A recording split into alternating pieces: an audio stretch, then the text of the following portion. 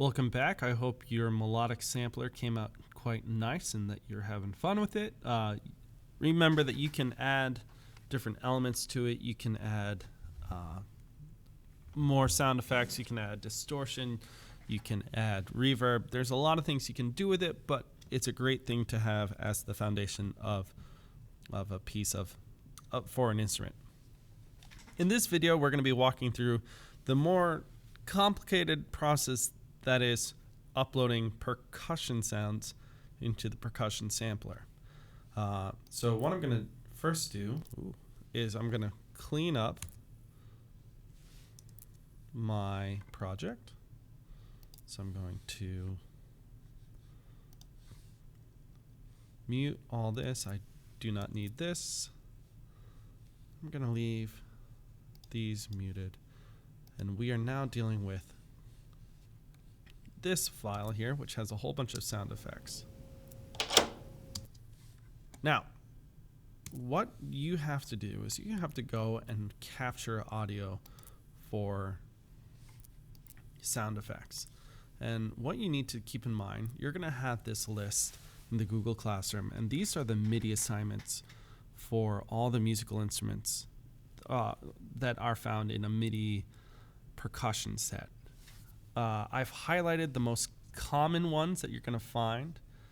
The electric snare, the hand clap, bass drum, close hi-hat, high floor tom, pedal.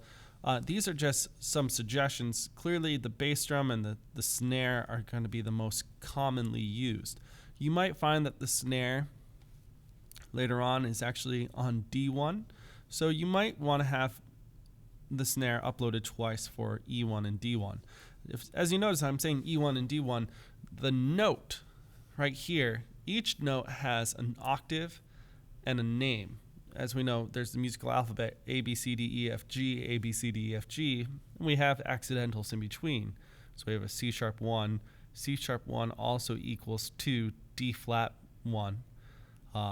But if you put it into Logic, and we'll see this in a little bit, it will change it automatically. The computer knows. But I think it defaults with flats because sharp signs are used for a different function in code, and so they avoid it when it comes to computer languages to avoid any complications. So you should go in and find sound effects to fill in some of these spots. Now, I have 7 highlighted. It's best for you to get at least 6. 6 is going to be the minimum because if you do not have 6, you're going to find that you might have missing sounds, that the drum beat that you choose is not being played by everything because it's missing sounds.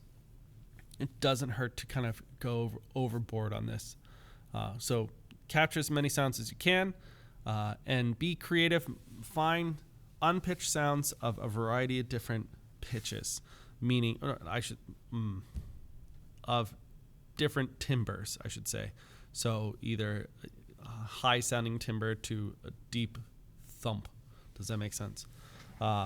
Let's go back into the Logic project that I have open, and you'll see that I have a variety of different ones. I recorded it in one go. When you record something, you can actually just pause the recording, even on voice memos and in this Sony recorder app for those Android devices. You can pause the recording so that you have just one recording with all the sounds that you want.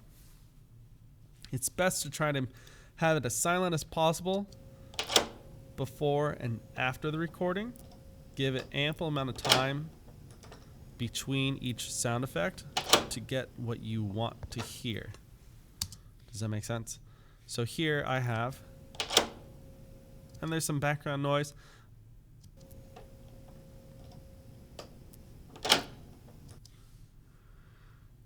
And, excuse me. What I want to do is I want to cut at the beginning of each one.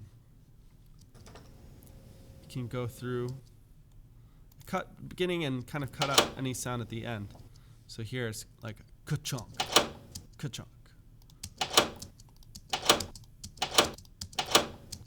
I might use that, so I'm gonna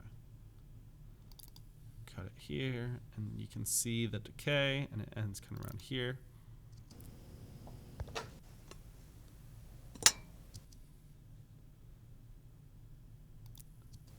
If I start it right, yeah, I'm gonna skip this part, so I'm gonna cut it right here and cut the end. I like this one. It's got quite the, definitely like a hi-hat cymbal element to it. So cut the beginning, cut the end.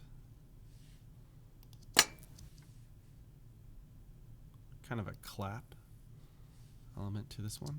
I actually have no idea what it is. I like it. I'm gonna keep it. So as you can see, I'm just cleaning it up. And up here, what you find is that it's these little bits and pieces, these little bubbles in between all the whole recording. So you just go through and finish all that. Let's see. That's another one. I don't need it.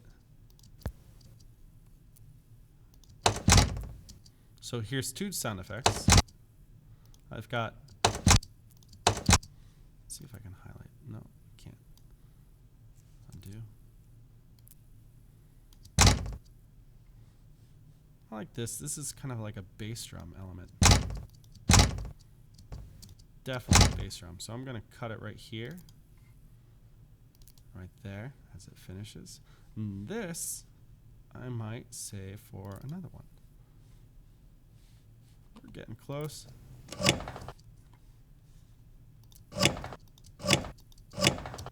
It's unique. It's kind of a backwards shunk, right? So I'm going to cut right here and cut it short there. Let's see.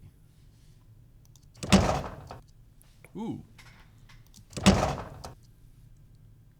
Another ka-chunk. What if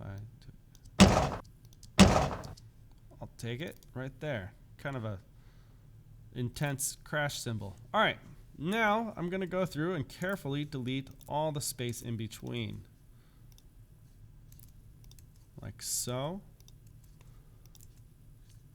And so I have all these little files right here. They can stay where they are right now. Do yourself a favor, save your project. I forgot to save after the melodic thing. We're going to call this samplers initials, but keep in mind it's also our 9th project. So 9 samplers initials. Save it. We are now going to go ahead and create a new software instrument track. Oh, I'm running out of time. Great. And we are going to access the sampler, edit, and here's the great part. You highlight them all and drag them all in. It's now going to ask you how you want to input it. We want to do it continuous zones because we're going to adjust this later, and we're going to want our zone width to be 1 note. So each one is only going to be 1 note wide. And we're going to start on C0. So change that to C0. And now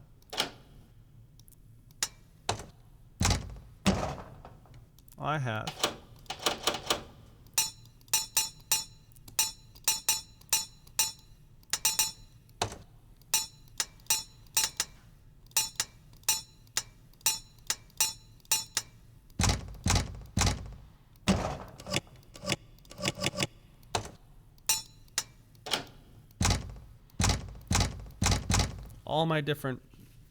I've got all my different sounds. You can see that it's assigned the key to the designated key, and all of them, the low range, the high range, they're all the same. What you're going to do after you get everything in here is you're going to change each one of these to the appropriate key value that you find in here in this list. So my bass drum is C1. Yeah, all right. So I'm going to find my bass drum. There it is. I'm going to change this to C1. I'm going to change my low to C1. Oh, I got to change the high first. C1, low to C1. And now my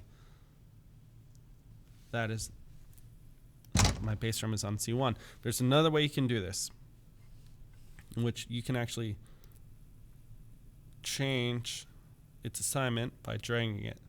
You just have to later change the key. So let's find. I think these are going to be my hi-hats. So I'm going to change this to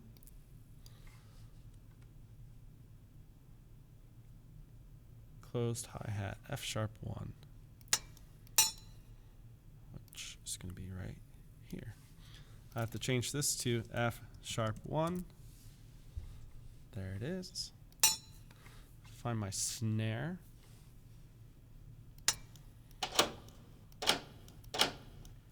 I think that's a good snare. I'm going to bring this up to E1.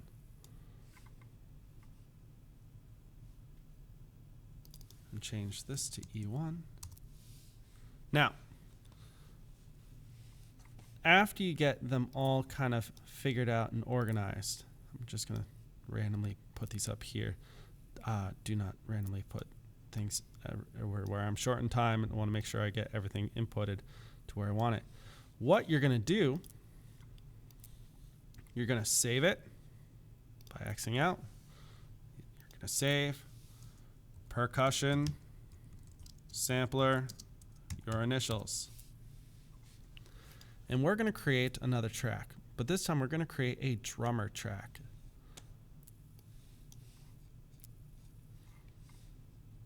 Going back here. So I have my percussion sampler right here. I've got my drummer track down here. The drummer track is automatically generating a MIDI file. And so for our purpose here, we are going to just drag it up to my percussion sampler and play it.